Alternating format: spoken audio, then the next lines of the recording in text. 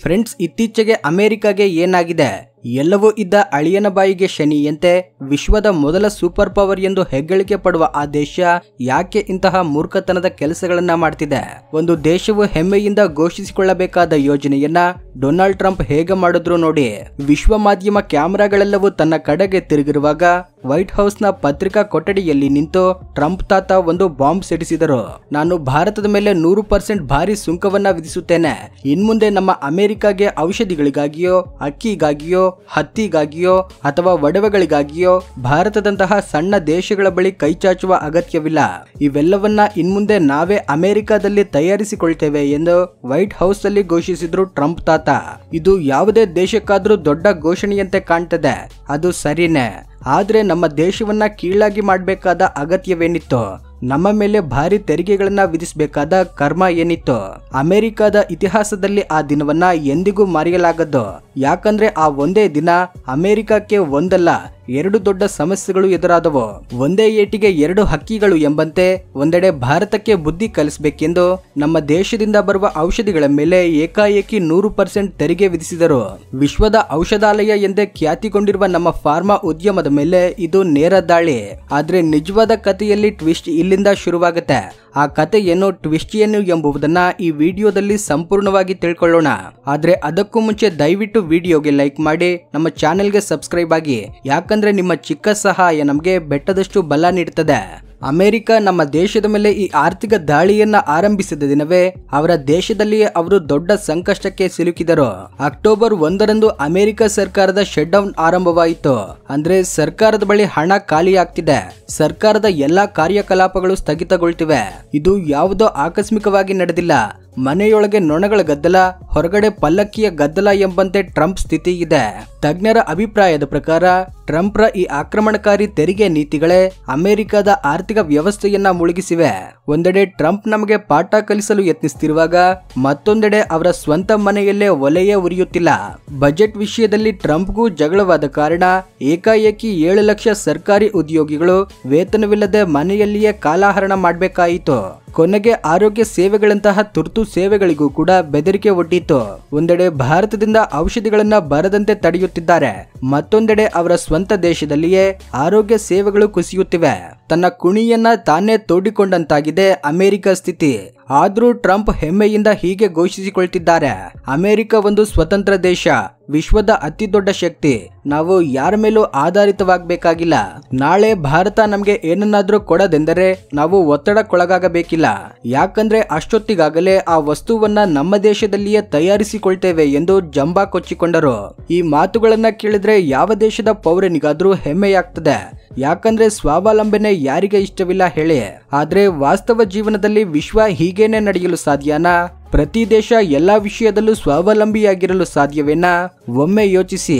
ಇಂದು Arab ದೇಶಗಳ ಬಳಿ ದೊಡ್ಡ ಪ್ರಮಾಣದ ತೈಲ ಸಂಗ್ರಹವಿದೆ.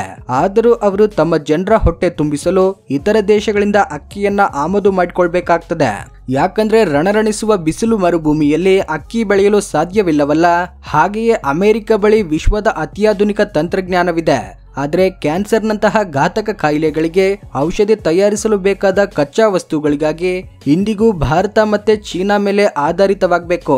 ಲೆಕ್ಕಾಚಾರ ನೋಡಿದ್ರೆ ಅಮೆರಿಕ ತನ್ನ ಜನರಿಗೆ ಬೇಕಾದ ಜೆನರಿಕ್ ಔಷಧಿಗಳ 90% ಅನ್ನ ಭಾರತ ಮತ್ತೆ ಚೀನಾದಿಂದಲೇ ಖರೀದಿಸ್ತದೆ. ಆದ್ರೆ ಟ್ರಂಪ್ ಮಾತ್ರ ಇನ್ಮುಂದೆ ಅಮೆರಿಕದಲ್ಲಿಯೇ ಔಷಧ ತಯಾರಿಸ್ತೇವೆ ಎಂದು ಬುರುಡೆ ಬಿಡುತ್ತಿದ್ದಾರೆ. ಈ ಮಾತಿನ ಮಲ್ಲನ, ಈ ಸುಳ್ಳಿನ ಪ್ರಚಾರವೇ ಅಮೆರಿಕದ ಜನರ ಜೀವದ ಮೇಲೆ ಕಂಟಕವಾಗಿದೆ. ಭಾರತ ಈಗ ಅಮೆರಿಕಾಗೆ ಕಳಿಸಬೇಕಾದ ಔಷಧಿ ಶಿಪ್ಮೆಂಟ್ ಗಳನ್ನ ಆಫ್ರಿಕಾ ಮತ್ತೆ ಯುರೋಪ್ ದೇಶಗಳಿಗೆ ತಿರುಗಿಸಿದೆ. ಹೌದು, ನೀವು ಕೇಳಿದ್ದು ನಿಜ.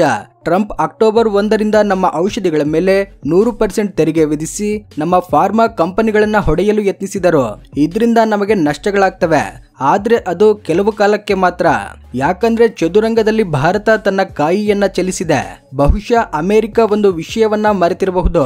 ಭಾರತ ಕೇವಲ ಅವರಿಗೆ ಮಾತ್ರ ಔಷಧಿಗಳನ್ನ ಮಾರಾಟ ಮಾಡ್ತಿಲ್ಲ. ವಿಶ್ವದ 20ಕ್ಕೂ ಹೆಚ್ಚು ದೇಶಗಳಿಗೆ ನಾವು ಜೀವ ಉಳಿಸುವ ಔಷಧಗಳನ್ನ ರಫ್ತು ಮಾಡ್ತಿದ್ದೇವೆ. ಸ್ಕ್ರೀನ್ ನಲ್ಲಿ ಕಾಣುವ ಈ ಲೆಕ್ಕಾಚಾರವನ್ನ ಗಮನಿಸಿ.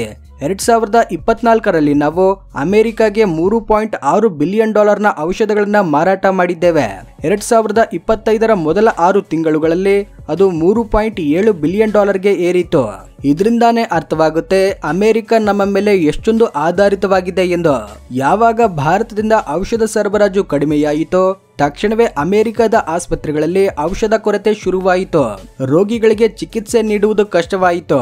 ಹಾಗಾದ್ರೆ ಅಮೆರಿಕದಲ್ಲಿ ಔಷಧ ತಯಾರಿಸುವೆ ಎಂದು ಕನಸು ಕಾಣುವ ಟ್ರಂಪ್ ಅವುಗಳನ್ನ ಹೇಗೆ ತಯಾರಿಸ್ತಾರೆ? ಕಚ್ಚಾ ವಸ್ತುಗಳನ್ನ ಎಲ್ಲಿಂದ ತರ್ತಾರೆ? ಒಂದ್ ವೇಳೆ ಕಚ್ಚಾ ವಸ್ತುಗಳಿದ್ದರೂ ಸಹ ರಾತ್ರಿಯಿಂದ ರಾತ್ರಿಗೆ ಔಷಧಿ ಸೃಷ್ಟಿಸ್ತಾರಾ? ಒಂದು ಹೊಸ ಔಷಧವನ್ನ ಕಂಡು ಹಿಡಿಯಬೇಕಾದ್ರೆ ವರ್ಷಗಟ್ಟಲೆ ಸಂಶೋಧನೆ, ಲೆಕ್ಕವಿಲ್ಲದಷ್ಟು ಪರೀಕ್ಷೆಗಳು, ವಿಶ್ವ ಆರೋಗ್ಯ ಸಂಸ್ಥೆಯಿಂದ ಸರ್ಟಿಫಿಕೇಟ್ ಪಡೆಯಬೇಕು. ಈ ಎಲ್ಲಾ ಪ್ರಕ್ರಿಯೆಗೆ 5 ರಿಂದ 15 ವರ್ಷಗಳು ಬೇಕೇ ಬೇಕು. ಟ್ರಂಪ್ರ ಸ್ವಂತ ಸಲಹೆಗಾರ ಸ್ಟೀಫನ್ ಮೂರ್ ಕೂಡ ಟ್ರಂಪ್ ತನ್ನನ್ನ ತಾನು ಶ್ರೇಷ್ಠ ಎಂದು ತೋರಿಸಿಕೊಳ್ಳಲು ಅಮೆರಿಕ ಜನರಿಗೆ ಹಾನಿ ಮಾಡ್ತಿದ್ದಾನೆ ಎಂದು ಎಚ್ಚರಿಕೆ ನೀಡಿದ್ದಾರೆ. ಒಂದೆಡೆ ಅಮೆರಿಕ ಶಟ್ಡೌನ್ ನಿಂದ ಕೊರಗುತ್ತಿರುವಾಗ ಮತ್ತೊಂದೆಡೆ ಈ ತೆರಿಗೆ ಆಟ ಏನಿದು ಎಂದು ಅವರು ಪ್ರಶ್ನಿಸಿದ್ದಾರೆ. ಅಮೆರಿಕದ ಜೇಬು ಖಾಲಿಯಾಗ್ತಿರುವ ಈ ಸಮಯದಲ್ಲಿ ಟ್ರಂಪ್ ನಮ್ಮ ದೇಶದ ಮೇಲೆ ಎಷ್ಟರವರೆಗೆ ದ್ವೇಷವನ್ನ ಬೆಳೆಸಿಕೊಳ್ಳಬಹುದು? ಈ ದ್ರೋಹವನ್ನ ಎದುರಿಸಲು ನಮ್ಮ ಫಾರ್ಮಾ ಉದ್ಯಮ ಒಂದು ಮಾಸ್ಟರ್ ಪ್ಲಾನ್ ಹಾಕಿದೆ. ಕಾರ್ಯತಂತ್ರ ತುಂಬಾ ಸ್ಪಷ್ಟವಾಗಿದೆ. ಅಮೆರಿಕ ಮೇಲಿನ ಆಧಾರವನ್ನ ಸಂಪೂರ್ಣವಾಗಿ ನಿಲ್ಲಿಸಬೇಕು. ಅದರ ಭಾಗವಾಗಿ ಮೊದಲ ಹೆಜ್ಜೆ ಅಮೆರಿಕವನ್ನ ಬಿಟ್ಟು ಆಫ್ರಿಕಾ, ಲ್ಯಾಟಿನ್ ಅಮೆರಿಕ, ಆಗ್ನೇಯ ಏಷಿಯಾದಲ್ಲಿ ಹೊಸ ಮಾರುಕಟ್ಟೆಗಳನ್ನ ವಶಪಡಿಸಿಕೊಳ್ತಿದೆ. ಎರಡನೆಯ ದೊಡ್ಡ ಯೋಜನೆ ನಮಗೆ ಔಷಧ ತಯಾರಿಕೆಗೆ ಕಚ್ಚಾ ವಸ್ತುಗಳನ್ನ ಒದಗಿಸುವ ಚೀನಾಗೆ ನಾವು ತಯಾರಿಸಿದ ಔಷಧಗಳನ್ನ ಮಾರಾಟ ಮಾಡುವುದು. ಇದರಿಂದ ವ್ಯಾಪಾರ ನಷ್ಟ ಕಡಿಮೆಯಾಗ್ತದೆ. ಮೂರನೆಯದು ರಷ್ಯಾ, ನೆದರ್ಲ್ಯಾಂಡ್ಸ್, ಬ್ರೆಜಿಲ್ನಂತಹ ದೇಶಗಳಲ್ಲಿ ನಮ್ಮ ಶಕ್ತಿ ಮತ್ತು ವ್ಯಾಪಾರವನ್ನ ವೃದ್ಧಿಗೊಳಿಸುವುದು. ಕಾಲ ಹೇಗೆ ಬದಲಾಗಿದೆ ನೋಡಿ. 2020ರಲ್ಲಿ ಕೊರೋನಾದಿಂದ ವಿಶ್ವವೆಲ್ಲ ತತ್ತರಿಸುತ್ತಿದ್ದಾಗ ಇದೇ ಟ್ರಂಪ್ ನಮ್ಮ ದೇಶದಿಂದ ಹೈಡ್ರಾಕ್ಸಿ ಕ್ಲೋರೋಕ್ವಿನ್ ಔಷಧಕ್ಕಾಗಿ ಸಹಾಯ ಕೇಳಿದ್ದರು. ಆಗ ಭಾರತ ಸಹಾಯ ಮಾಡದಿದ್ದರೆ ಪ್ರತೀಕಾರ ತೀರಿಸಿಕೊಳ್ಳುವುದಾಗಿ ಕೂಡ ಬೆದರಿಸಿದ್ದರು. ಇದು ಆರಂಭವಷ್ಟೇ. ಆಗಸ್ಟ್ಗೆ ಈ ತೆರಿಗೆಗಳನ್ನ 250%ಗೆ ಏರಿಸುವುದಾಗಿ ಟ್ರಂಪ್ ಬೆದರಿಸಿದರು. ಅವರ ಉದ್ದೇಶ ಒಂದೇ, ನಮ್ಮ ಫಾರ್ಮಾ ಉದ್ಯಮವನ್ನ ಮುರಿಯುವುದು. ಆದ್ರೆ ಕಥೆಯಲ್ಲಿ ನಿಜವಾದ ಟ್ವಿಸ್ಟ್ ಇಲ್ಲೇ ಬರುತ್ತೆ. ಅಮೆರಿಕ ಸರ್ಕಾರದೊಳಗಿನಿಂದಲೇ ಹೊಸ ಧ್ವನಿಗಳು ಕೇಳಲಾರಂಭಿಸಿದವು. ವಾಣಿಜ್ಯ ವ್ಯಾಪಾರ ಕಾರ್ಯದರ್ಶಿ ಹೋವರ್ಡ್ ಲುಟ್ನಿಕ್ ಈ ತೆರಿಗೆಗಳನ್ನ ತೆಗೆದು ಹಾಕಬಹುದು ಎಂದು ಸೂಚಿಸಿದರು. ಇದರಿಂದ ಏನ್ ಮಾಡ್ಬೇಕೆಂದು ತಿಳಿಯದೆ ಅಮೆರಿಕ ತಲೆ ಕೆಡಿಸಿಕೊಂಡಿದೆ. ಅಮೆರಿಕ ನಮಗೆ ಬಾಗಿಲು ಮುಚ್ಚುತ್ತಿರುವಾಗ ಅದೇ ಸಮಯದಲ್ಲಿ ವಿಶ್ವದ ಇನ್ನೊಂದು ಮೂಲೆಯಲ್ಲಿ ಒಂದು ಅಗ್ರರಾಜ್ಯವು ನಮಗಾಗಿ ತನ್ನ ಕೈಗಳನ್ನ ಚಾಚಿತು. ಯಾರು ಊಹಿಸದ ರೀತಿಯಲ್ಲಿ ಚೀನಾ ಬೆಳಕಿಗೆ ಬಂದಿದೆ. ಅಮೆರಿಕ 100% ತೆರಿಗೆ ವಿಧಿಸಿದ್ರೆ ಚೀನಾವು ನಮ್ಮ ಫಾರ್ಮಾ ಉತ್ಪನ್ನಗಳ ಮೇಲಿನ 30% ಆಮದು ಸುಂಕವನ್ನ ಶೂನ್ಯಕ್ಕೆ ಇಳಿಸಿದೆ. ಇದು ಚೀನಾದ ಪಕ್ಕಾ ಯೋಜನೆ. ಅಮೆರಿಕ ನಮ್ಮನ್ನ ಶತ್ರುವಾಗಿ ಮಾಡಿಕೊಂಡ್ರೆ ಚೀನಾವು ನಮ್ಮನ್ನ ತನ್ನ ಅತಿ ದೊಡ್ಡ ಗ್ರಾಹಕನನ್ನಾಗಿ ಮಾಡಿಕೊಂಡು ತನ್ನತ್ತ ಸೆಳೆಯುತ್ತಿದೆ. ಇಂದು ನಮ್ಮ ಫಾರ್ಮಾ ಉದ್ಯಮ ಒಂದು ಪ್ರಮುಖ ಹಂತದಲ್ಲಿದೆ. ಅಮೆರಿಕದ ಒತ್ತಡವು ನಮಗೆ ಒಂದು ರೀತಿಯಲ್ಲಿ ವರದಾನವಾಗಿದೆ. ಅಮೆರಿಕ ನಮ್ಮನ್ನ ಹೊಡೆಯಲು ಯತ್ನಿಸಿ ತಾನೇ ಹೊಡೆತ ತಿಂದಿದೆ. ಈ ಘಟನೆ ನಮ್ಮನ್ನ ಒಂದೇ ದೇಶದ ಮೇಲೆ ಆಧಾರಿತವಾಗದೆ ನಿಜವಾದ ಜಾಗತಿಕ ಸಾಮ್ರಾಜ್ಯವನ್ನ ನಿರ್ಮಿಸಿಕೊಳ್ಳುವ ದಾರಿಗೆ ಕರೆದೊಯ್ದಿದೆ. ಯುರೋಪ್ನೊಂದಿಗಿನ FTA ಒಪ್ಪಂದದಿಂದ ಅಲ್ಲಿನ ಸಂಪನ್ನ ದೇಶಗಳ ಮಾರುಕಟ್ಟೆ ಬಾಗಿಲು ನಮಗಾಗಿ ಪೂರ್ಣವಾಗಿ ತೆರೆದುಕೊಂಡಿದೆ. ಇದರ ಪರಿಣಾಮವನ್ನ ಈಗಾಗಲೇ ನಾವು ಕಾಣ್ತಿದ್ದೇವೆ. ಯುಕೆಯಲ್ಲಿ ನಮ್ಮ ಔಷಧ ಮಾರಾಟ 22%ಗೆ, ಜರ್ಮನಿಯಲ್ಲಿ 6%ಗೆ ಏರಿಕೆಯಾಗಿದೆ. ಆದ್ದರಿಂದ ಕತೆ ತುಂಬಾ ಸ್ಪಷ್ಟವಾಗಿದೆ.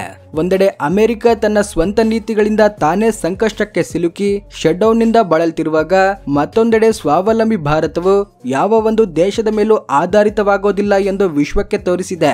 ನಾವು ಹೊಸ ಮಾರುಕಟ್ಟೆಗಳನ್ನ ಕಂಡುಕೊಳ್ಳುವುದಷ್ಟೇ ಅಲ್ಲದೆ ನಮ್ಮ ಸಾಮರ್ಥ್ಯವನ್ನ ವಿಶ್ವಕ್ಕೆ ತಿಳಿಯಪಡಿಸಿದ್ದೇವೆ.